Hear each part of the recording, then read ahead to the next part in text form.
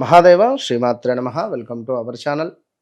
అఖండ ఐశ్వర్యం కావచ్చును, అదేవిధంగా ఆర్థికంగా మనము ఏ విధమైనటువంటి దృఢంగా ఉండాలి, ఏ విధమైనటువంటి మూలాల వల్ల మన చుట్టూ ఉండేటువంటి వారు మనల్ని నాశనం చేస్తారు, మన గురించి చెడుగా చెప్పడం కానీ దుష్ప్రచారం చేసేటువంటి క్రమాలలో మరి మనము ఏ విధమైనటువంటి మంత్రాన్ని జపించడం ద్వారా ఏ విధంగా మనము అమ్మవారికి దగ్గర కావాలి అనేటువంటి క్రమాలలో ముందుగా ఒక మాట ఇక్కడ, మిమ్మల్ని మీరు గుర్తుంచుకోండి, మీకు మీరు సాటి లేరు అనేటువంటి విషయాన్ని గమనించుకోవాలి. ఎందుకంటే ఎప్పుడైనా కూడా మనకు జరిగేటువంటి ఒక చిన్న చిన్న తప్పిదాలు కానీ ఒక చిన్న చిన్న సంఘటనలలో మనము భయపడిపోతూ ఉంటాం.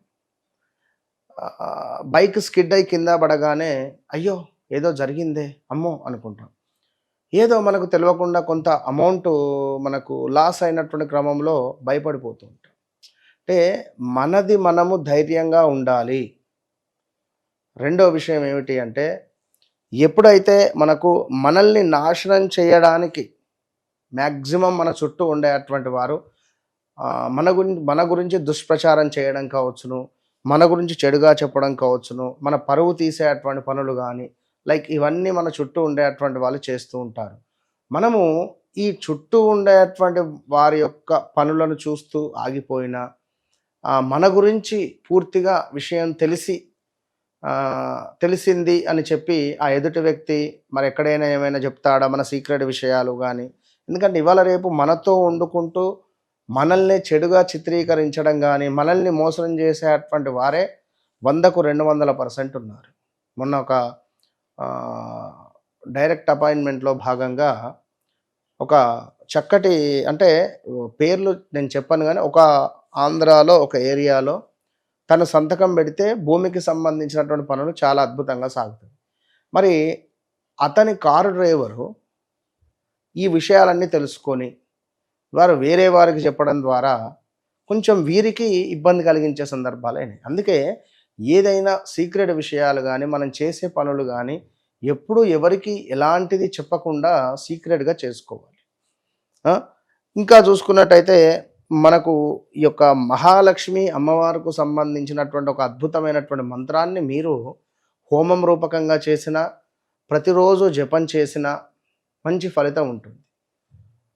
ఇక్కడ మీరు ఎవరైతే ఉన్నారో మీ వ్యక్తిగత జాతకరీత్యా పంచమ భావం కానీ మనకు ఇది ఒక మీ డేట్ ఆఫ్ బర్త్ పుట్టిన సమయం ప్రకారంగా మీ పంచమ భావంలో ఉండేటువంటి యోగకారకుడు, 11వ భావంలో ఉండేటువంటి యోగకారకుడు, అదేవిధంగా మరి బాధకారకుడు కూడా ఉంటాడు. ఈ బాధకారకుని యొక్క దశ అంతర్దశలు నడుస్తూ ఉన్న ఇబ్బందులు ఎదురవుతాయి.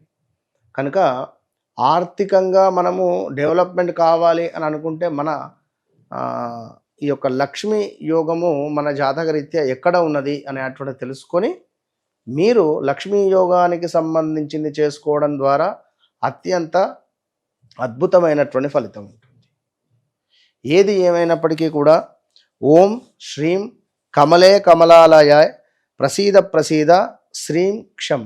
మళ్ళీ చెప్తున్నాను, ఓం శ్రీం కమలే కమలాలయే ప్రసీద శ్రీం క్షం అని జపిస్తూ ఉండాలి. మళ్ళీ చెప్తున్నాను, మంచిగా వినండి. ఓం శ్రీం కమలే కమలాలయే, ఓం శ్రీం కమలే కమలాలయే ప్రసీద శ్రీం క్షం. ఇది 108 సార్లు జపం చేయాలి. తామర పుష్పాలు ఉంటవి, మనకు తామర గింజలైనా లేదా లోటస్ అయినా అమ్మవారికి సమర్పించాలి. లేదా అమ్మవారికి మంచి అంటే ప్యూర్ పుట్ట తేనెను సమర్పించినా కూడా మురిసిపోతుంది అమ్మవారు. పచ్చ కర్పూరాన్ని ఎప్పుడూ మీ వద్ద పెట్టుకునే ప్రయత్నం చేయాలి. పచ్చ కర్పూరాన్ని కనుక మనము ధనం పెట్టేటువంటి ప్రదేశాలలో పెట్టినట్టయితే అక్కడ అఖండ ఐశ్వర్యము అనేటువంటిది ఉంటుంది అనడంలో ఎలాంటి అతిశయోక్తి లేదు. కనుక ఈ మంత్రాన్ని ఒక శుక్రవారము సుమారుగా ఉదయం 5:30 నుండి 6:30 ప్రాంతంలో, మళ్ళీ చెప్తున్నాను, శుక్రవారం రోజు 5:30 నుండి 6:30 లోపు అమ్మవారి ఫోటో ముందు చక్కగా కూడా ఒక 108 తామర గింజలను పెట్టండి. గాజు గ్లాసులో పెట్టండి. గాజు బౌల్లో పెట్టి చక్కగా ఆ ఫోటో ముందు కూర్చోండి.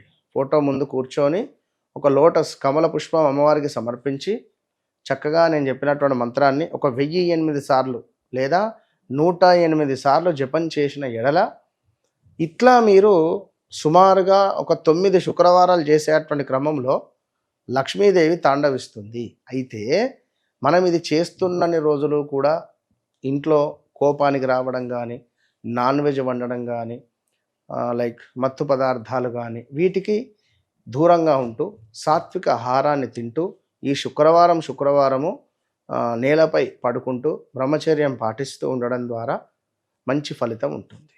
కనుక ప్రతి శుక్రవారాలు అంటే ఏదైనా ఒక శుక్రవారం రోజు మొదలు పెట్టండి. మంచి ఫలితం ఉంటుంది. All the best.